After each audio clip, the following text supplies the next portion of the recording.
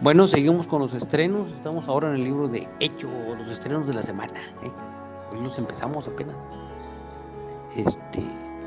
Estamos número 2, la última obra de Jesús antes de su ascensión al cielo. Estamos en Hechos 1, versículo 2.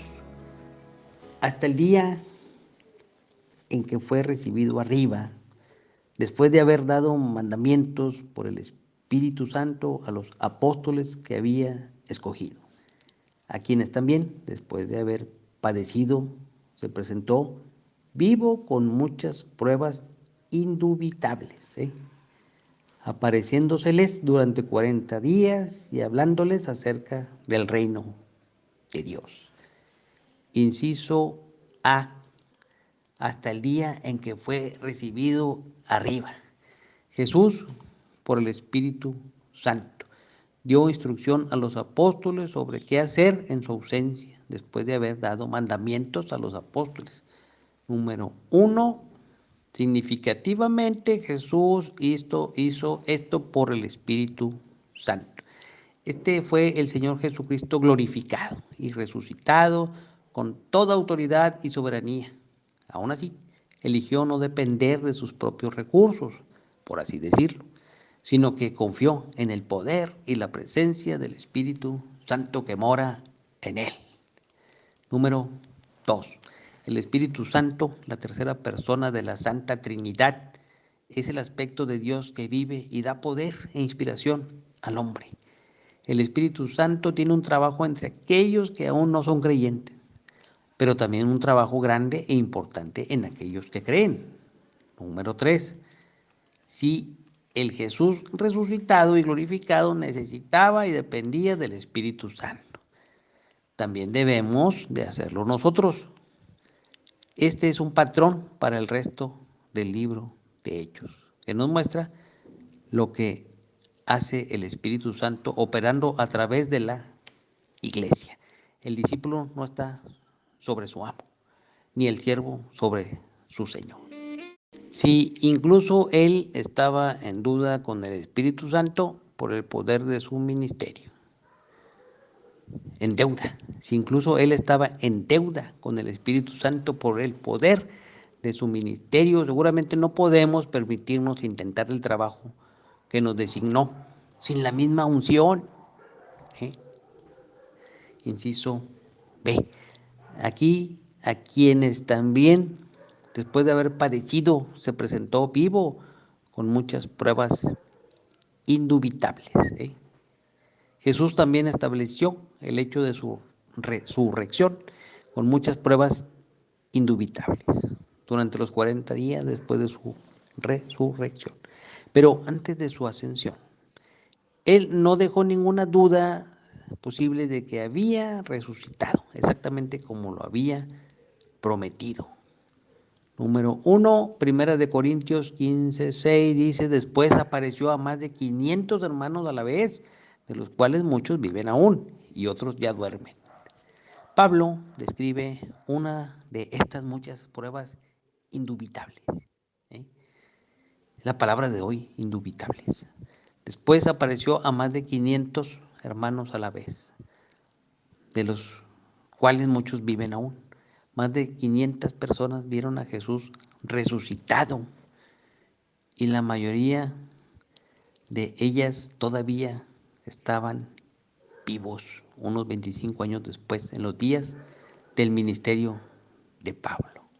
Inciso C. Hablándoles acerca del reino de Dios, las enseñanzas que Jesús dio durante aquel periodo después de su resurrección y antes de su ascensión no están registradas, pero se nos dice que usó ese tiempo para hablar acerca del reino de Dios. Número 1.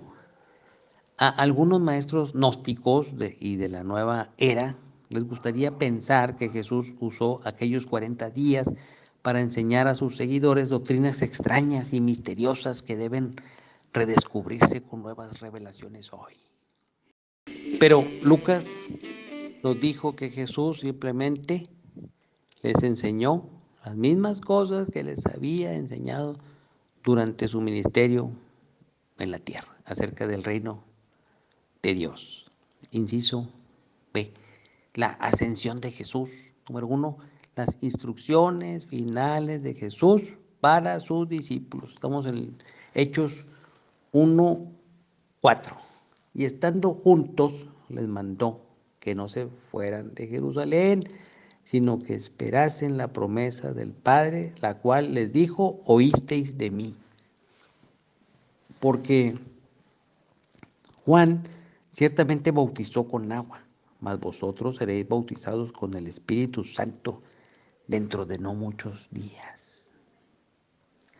Inciso A, les mandó que no se fueran de Jerusalén.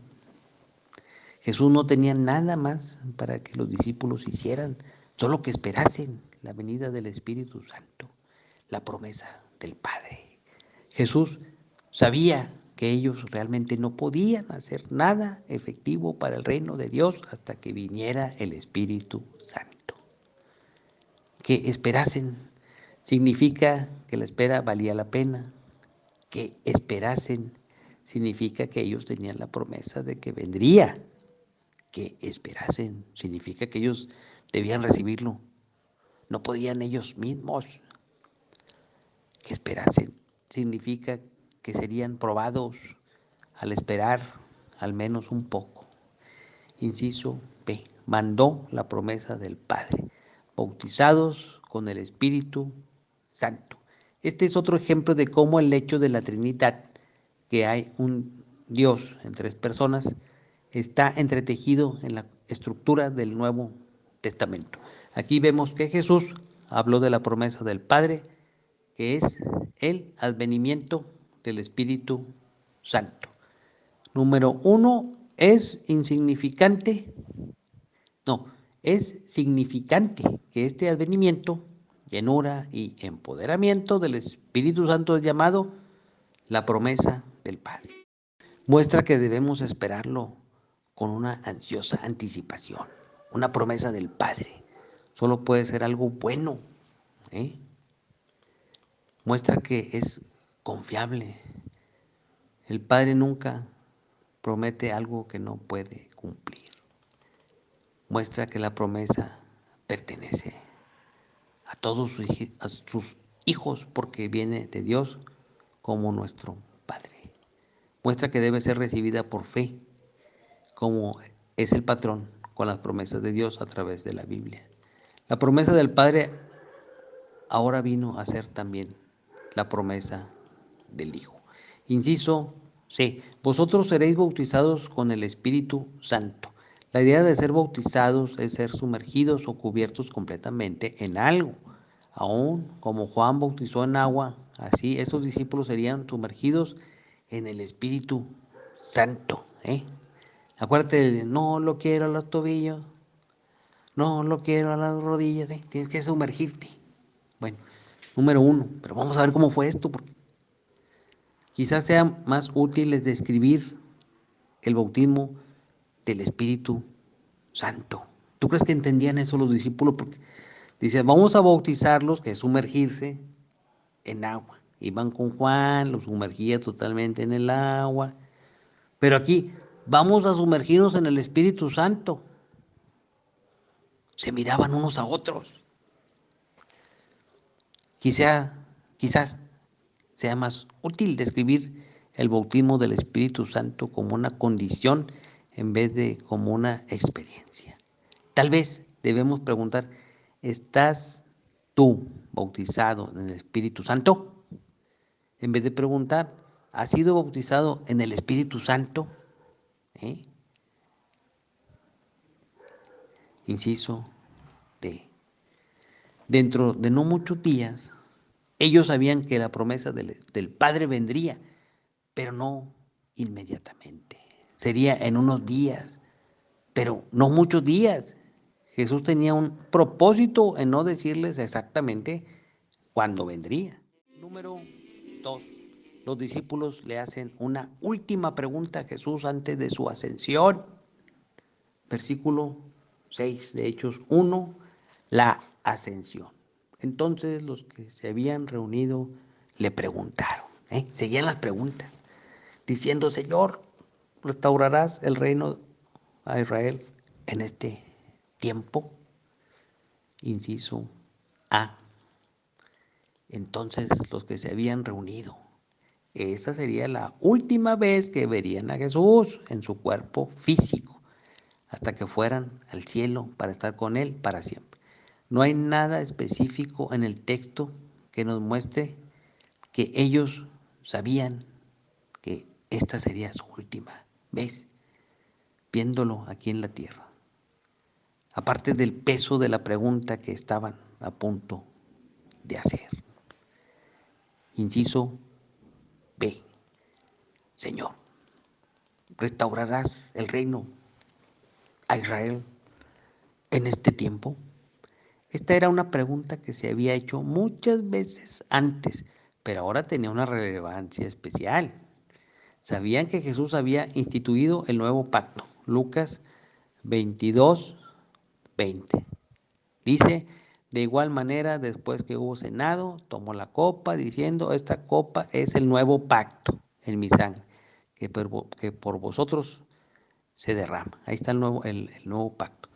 También sabían que la restauración del reino de Israel formaba parte del nuevo pacto, como es visto en Jeremías 23, del 1 al 8, Ezequiel 36, 16, también para que lo leas ahí de tarea. Vino a mí palabra de Jehová, diciendo, hijo de hombre, mientras la casa de Israel moraba en su tierra, la contaminó con sus caminos y con sus obras, como inmundicia de menstruosa fue su camino delante de mí, y derramaré mi ira sobre ellos por la sangre que derramaron sobre la tierra, porque con sus ídolos la contaminaron.